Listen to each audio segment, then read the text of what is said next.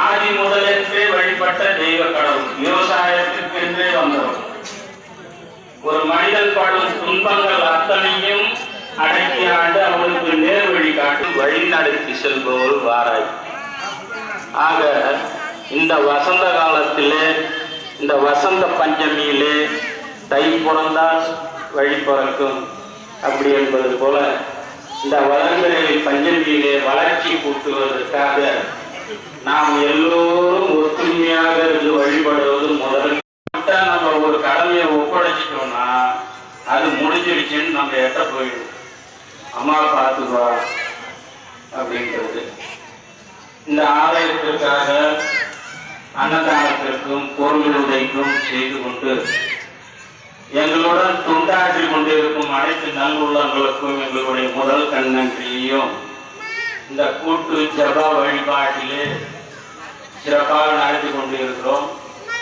வேண்டியதை வேண்டியவாறு தர வேண்டும் ஆராய்ச்சி என்று வேண்டிக் கொண்டு துவக்கம் பண்ண போறோம். இந்த ஆலயத்துல சில துப்புரவு பண்ணிலாம் இவங்க செய்யறாங்க. இங்க விளக்கு வைக்கிறவங்க, நீங்க அங்க வெளியே வைக்கிறவங்க அவங்க அப்படியே வீட்டுக்கு போயிடுறாங்க. காலையில இதெல்லாம் எடுக்கிறது அவங்க தான். அதனால அதை ஒழுங்குபடுத்திடுவோம். நானும் தர்மகத்தாவும் சேர்ந்து பேசி பொருட்களை கம்மி விலைக்கே கொடுங்க. வெளியே இருக்கிறாங்கலாம் பாருங்க, கம்மியாக கொடுங்கன்னு சொல்லியிருக்கிறோம்.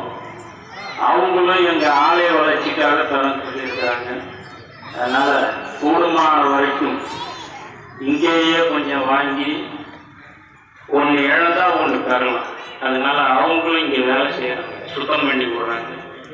அதுக்காக கொஞ்சம் பொருட்களை விளக்கு தீப வழிபாடு அவங்களிடம் விளக்கு ஜாமான் வாங்கிக்கோங்கன்னு அன்புடன் கேட்டுக்கொள்கிறேன். ஆலயத்தில் ஒரு அனுமதியோட தான் பொருள் விற்க அனுமதி கொடுத்துருக்கோம். அதனால இந்த வெளியே வாங்கிட்டு வரதை தவிர்த்து இங்கேயே வாங்குமாறு இருதரம் கூப்பி கேட்டுக்கொள்கிறோம். அதனால ஒரு ஒழுங்கு பெரிய திரு தேசத்தெல்லாம் வாங்கிட்டுனா அங்க உள்ள வாங்குற பொருள் அங்க மட்டும்தான் பண்ணுவாங்க, தேவஸ்தான பொருள். இது தேவஸ்தான பொருள்.